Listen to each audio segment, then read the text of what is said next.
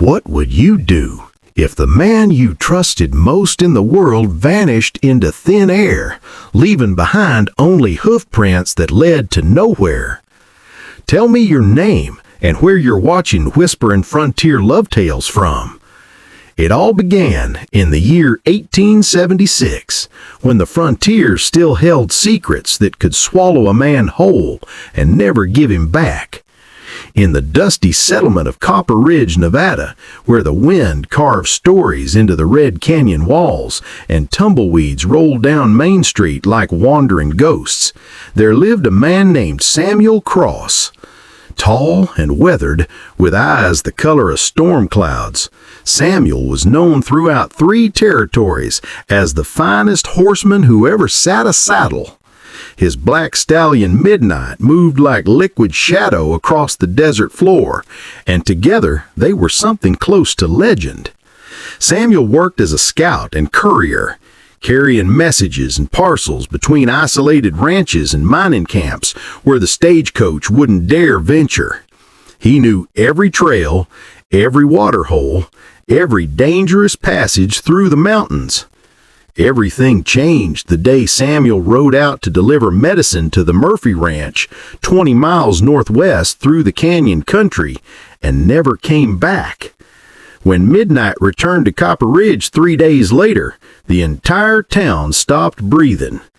The stallion came galloping down Main Street at sunset, reins trailing in the dirt, saddle still cinched tight, but his rider nowhere to be seen. The horse was covered in dust and sweat, foam flecking his neck, his eyes wild with something that looked almost like human terror. Old Ben Cartwright, who ran the livery stable, caught Midnight's reins and spoke soft words until the animal calmed enough to be examined. The saddle was intact. Samuel's rifle was still in its scabbard. His canteen was full. His bedroll was tied behind the saddle, untouched. But Samuel was gone. The townspeople gathered in the street as the orange sun bled across the horizon. Martha Hayes, the schoolteacher, pressed her handkerchief to her lips. She and Samuel had been courting quietly for 6 months, planning a future neither had spoken aloud yet. Sheriff Tom Brennan took off his hat and ran his fingers through his gray hair, studying the stallion like it might offer answers in a language only horses understood. "Something spooked him," Ben said, running his hand along Midnight's flank. "But there's no blood, no sign of a struggle on the saddle." "Could be Apaches," someone murmured from the crowd. "Apaches don't leave the horse," Sheriff Brennan replied, his voice flat and certain. "And they don't leave the rifle." By morning, a search party of 12 men had assembled. They followed Midnight's tracks backward out of town, across the hard-pan desert, into the mouth of Redstone Canyon, where the walls rose like cathedral pillars on either side. The tracks were clear at first, a straight line northwest toward the Murphy Ranch, just as expected. But 6 miles into the canyon, something strange happened. The hoofprints simply stopped. Not disappeared into rocky ground where tracks would be hard to follow, not scattered by wind or washed away by water. They just stopped, as if horse and rider had been lifted straight up into the sky by invisible hands. The men searched for 2 days, combing every inch of the canyon, climbing the walls, checking for hidden trails or caves. They found nothing. No body, no blood, no torn clothing, no sign that Samuel Cross had ever existed beyond that final pair of hoofprints in the red dust. When the search party returned to Copper Ridge empty-handed, a dark silence settled over the town like a burial shroud. Martha Hayes couldn't accept it. While the men hung their heads and spoke in hushed tones about the frontier's mysteries and how some things were never meant to be understood, Martha took action. She went to the livery stable before dawn on the 4th day and saddled Midnight herself. The stallion knew her, trusted her. She had brought him apples and sugar cubes on those evenings when Samuel would tie him outside her boarding house, waiting while Samuel sat on her porch and they talked about books and cities neither of them had ever seen. "You're going to take me to him," Martha whispered, pressing her forehead against Midnight's neck. "I know you want to go back." And she was right. The moment she gave him his head, Midnight took off like he'd been waiting for permission. He didn't follow the main trail the search party had taken. Instead, he veered east, toward a narrower canyon the men had dismissed as impassable for horses. Martha held on as Midnight picked his way through a landscape of broken rock and twisted juniper trees, climbing higher into terrain she'd never seen before. The canyon walls here were different, striped with layers of white and red stone that looked like ancient ribs rising from the earth. After 2 hours of climbing, Midnight stopped at a crack in the canyon wall, barely wide enough for a horse and rider to squeeze through sideways. Martha dismounted and led him through on foot, and on the other side, she found herself in a hidden valley that shouldn't have existed. It was green. Actually green, with a stream running through it and cottonwood trees providing shade, a secret paradise hidden behind stone walls that made it invisible from any normal approach. And there, beneath the largest cottonwood tree, was a crude camp, a bedroll, a small fire circle with cold ashes, and hoof prints everywhere. But no Samuel. Martha's heart hammered as she searched the camp. She found his saddlebag hanging from a tree branch, his extra shirt folded inside. She found his pocket watch, the one his father had given him, sitting on a flat rock beside the fire circle, as if he had placed it there carefully before walking away. Then she found the journal. It was tucked inside his saddlebag, bound in cracked leather, filled with Samuel's precise handwriting. Martha sat down on a fallen log and began to read, and with each page, the mystery deepened into something she hadn't expected. Samuel had been using this hidden valley as a way station for months, she discovered, but not for the work everyone thought he was doing. He had been helping people escape. Chinese railroad workers who'd been sold into near slavery by labor contractors, women fleeing brothels in Virginia City where they'd been held against their will, a family of former slaves who'd been caught by night riders in Arizona and were trying to reach California. The entries were detailed but coded, using initials instead of names, describing packages instead of people. Samuel had been risking his life, using his reputation as a simple courier to move human souls to freedom, one desperate person at a time. The last entry was dated the day before he vanished. Received word that the Murphy job is a trap. The telegram was forged. Someone knows what I've been doing, but I have to go, or they'll know I know. Maybe I can turn it around. Maybe I can find out who's behind it. If I don't come back, I pray someone finds this and continues the work. The last group of 3 needs to reach Carson City by month's end. They're waiting in the cave behind the waterfall. Martha's hand shook as she closed the journal. Samuel had known he was riding into danger. He'd gone anyway, hoping to protect the people he'd been helping by acting normal, by not showing fear. And someone had taken him. Martha looked around the hidden valley with new eyes. Somewhere near here was a waterfall, and behind it a cave where 3 people were waiting for a man who would never come. She stood up, jaw set with determination that surprised even herself. She'd been a schoolteacher who read poetry and pressed flowers between book pages, but the frontier had a way of revealing who you really were when everything else was stripped away. "Come on, Midnight," she said quietly. "We have work to do." She found them 2 hours later, just as Samuel had described. Behind a thin curtain of falling water, there was a cave mouth, and inside huddled 3 terrified people. A young Chinese man who couldn't have been more than 17, and 2 Mexican children, a boy and a girl, maybe 8 and 10. They didn't speak English. Martha didn't speak Chinese or Spanish, but fear and hope are universal languages, and she could read both in their faces. Using hand gestures and Samuel's journal as a map, she made them understand that she would help them, that they would leave at nightfall and travel only in darkness, that she'd get them to Carson City, even if she had no idea how. But first, she had to find out what happened to Samuel, and she knew exactly who might have answers. Martha rode back to Copper Ridge as the sun was setting, the journal hidden in her skirt pocket, her mind working through possibilities like she was solving one of the logic puzzles she gave her students. Whoever had set the trap for Samuel had access to telegraph lines and knew his courier routes. They had the power to forge messages from ranchers like the Murphys. They had a reason to want the Underground Railroad stopped. There were only 3 men in Copper Ridge with that kind of reach.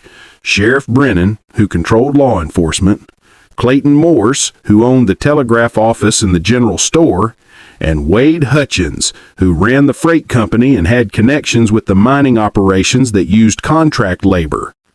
Martha went to the telegraph office first, arriving just as Clayton was closing up for the evening. "Mr. Morse," she said, her voice steady despite the fear crawling up her spine, "I need to see the telegram that came in for Samuel Cross from the Murphy Ranch, the one asking for medicine delivery." Clayton Morse was a thin man with spectacles and ink-stained fingers. He looked at her with surprise that seemed genuine. "Miss Hayes, I'm afraid that would be private business correspondence. Samuel is missing, and I think that telegram might tell us why." Something flickered across Clayton's face. He hesitated, then unlocked the office door and went to his filing cabinet. After a moment of searching, he turned back with empty hands. "That's strange," he said slowly. "It should be here. I file everything by date and sender. But there's no record of any telegram from the Murphy Ranch that week." "Could someone have removed it?" Martha asked. "Only 2 people have keys to this office," Clayton said, his voice dropping. "Myself and Sheriff Brennan. He has access in case of emergencies when I'm away." Martha felt ice water in her veins. She thanked Clayton and walked out into the dark street, her mind racing like she was solving one of the logic puzzles she gave her students. Whoever had set the trap for Samuel had access to telegraph lines and knew his courier routes. They had the power to forge messages from ranchers like the Murphys. They had a reason to want the Underground Railroad stopped. There were only 3 men in Copper Ridge with that kind of reach. Sheriff Brennan, who controlled law enforcement, Clayton Morse, who owned the telegraph office and the general store, and Wade Hutchins, who ran the freight company and had connections with the mining operations that used contract labor. She found him at the freight office, going over manifests by lamplight. When she told him what she'd discovered, his weathered face went hard as stone. "I wondered," he said quietly. 3 months ago, Sheriff Brennan started asking questions about labor shipments.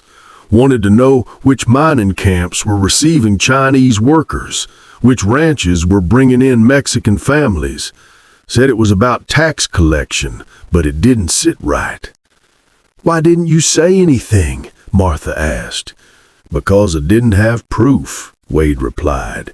"And because Tom Brennan has been sheriff for 15 years, you don't accuse a man like that without being certain." "I'm certain now," Martha said, and she showed him the journal. Wade read it in silence, his jaw clenching tighter with each page. When he finished, he looked up at Martha with something like awe in his eyes.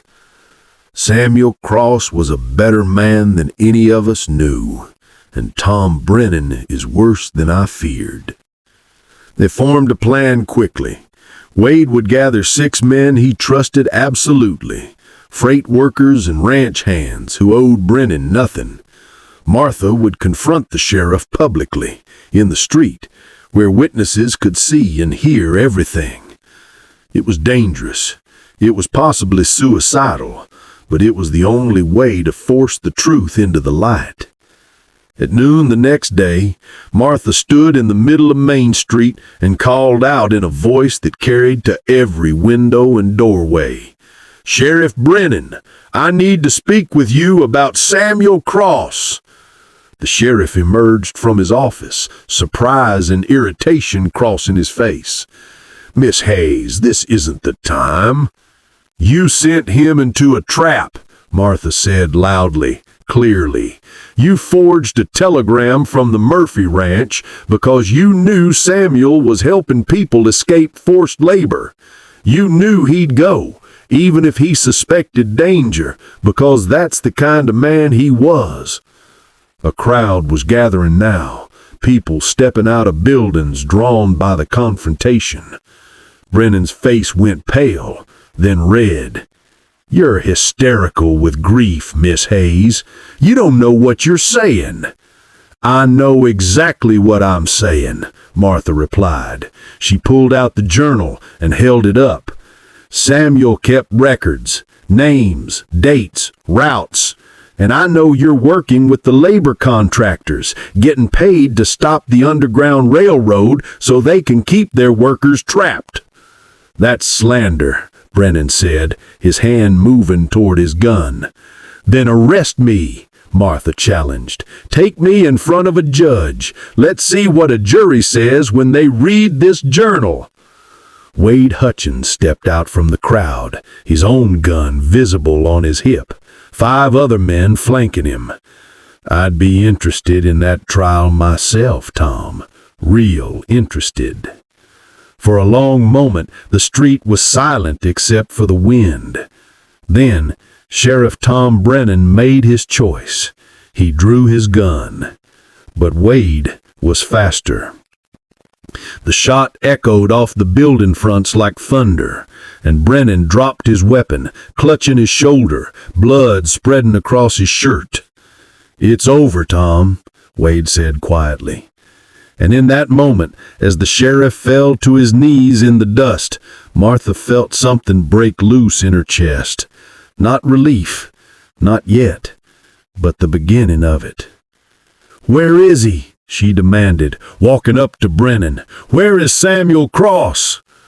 Brennan looked up at her with hatred and pain mixing in his eyes. "Murphy's old mine shaft. 3 miles past the ranch. We were going to make it look like an accident, a cave-in, but the son of a bitch got away, shot one of my men and disappeared into the tunnels. They're still looking for him." They rode hard through the afternoon heat, midnight leading the way with the instinct of a horse who knew his master was in danger.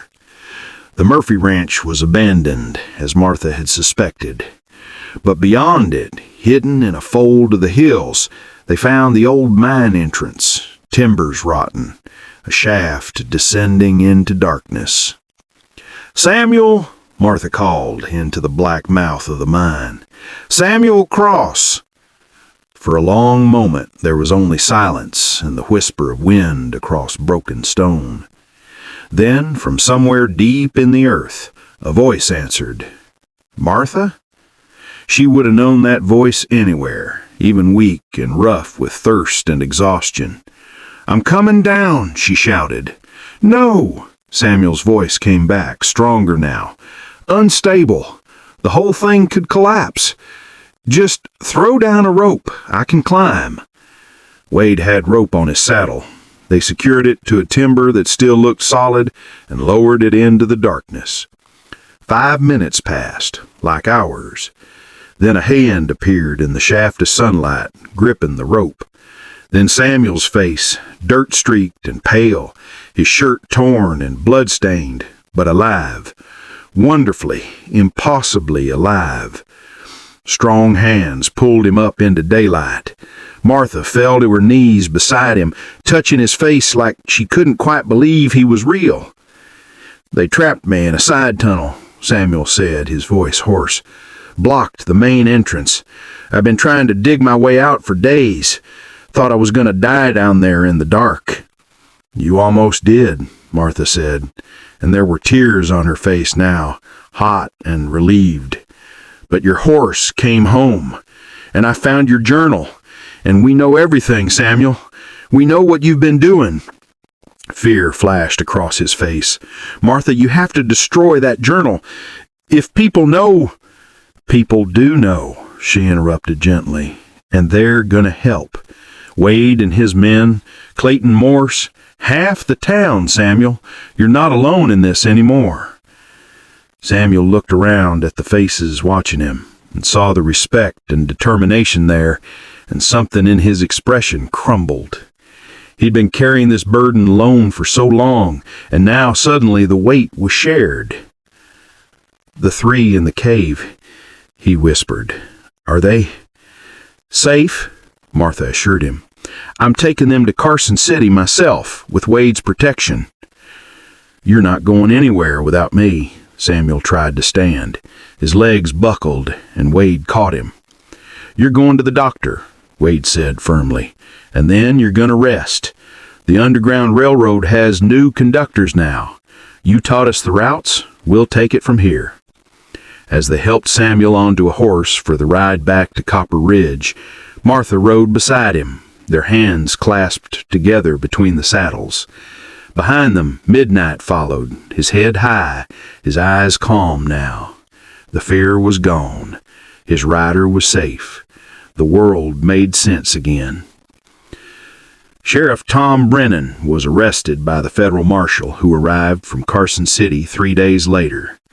The investigation uncovered a network of corruption involving labor contractors, mining company officials, and law enforcement across 2 territories.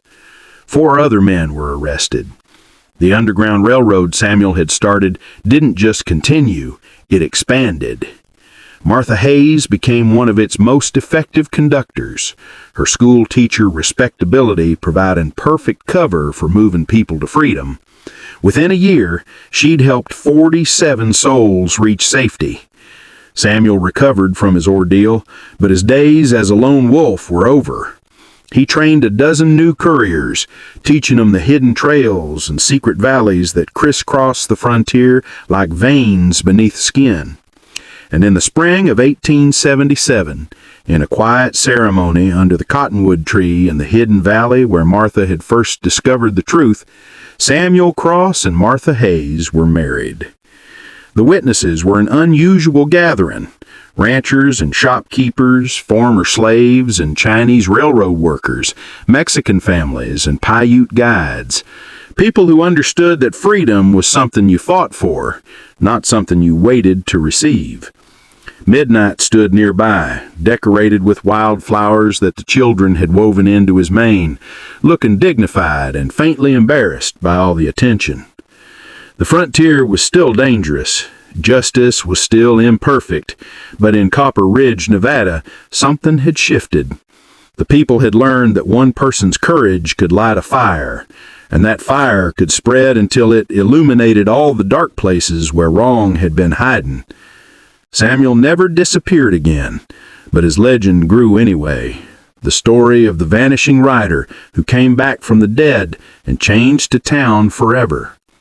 And whenever Midnight grew restless, pacing in his corral and staring toward the canyon country, Martha knew what it meant. Someone out there needed help. And she would saddle up and ride the way Samuel had taught her, the way the frontier demanded. Because some mysteries don't end when they're solved. They just transform into something better, into purpose. Now tell me, what would you have done if this happened to you? Would you have had the courage to follow that horse into danger? To risk everything for the truth? And where are you watching Whispering Frontier Love Tales from? If you enjoyed this frontier journey, please subscribe for more powerful Wild West stories where courage, mystery, and love collide under endless desert skies.